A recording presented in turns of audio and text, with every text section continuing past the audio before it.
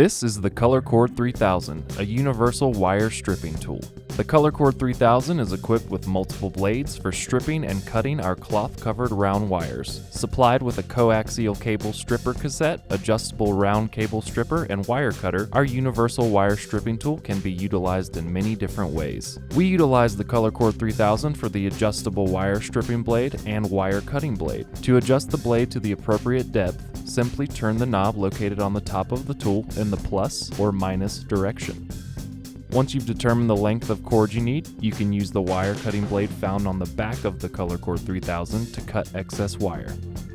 Now that you're ready to strip the wire, place a piece of tape and simply insert the wire under the blade and swing clockwise to strip the PVC housing. Be sure not to over-adjust the blade depth, as it can result in cutting too deep and exposing the copper-stranded wire, which is unsafe. The result should look like this.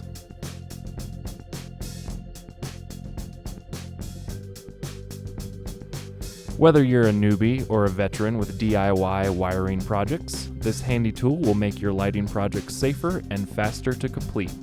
Visit colorcord.com to order yours today.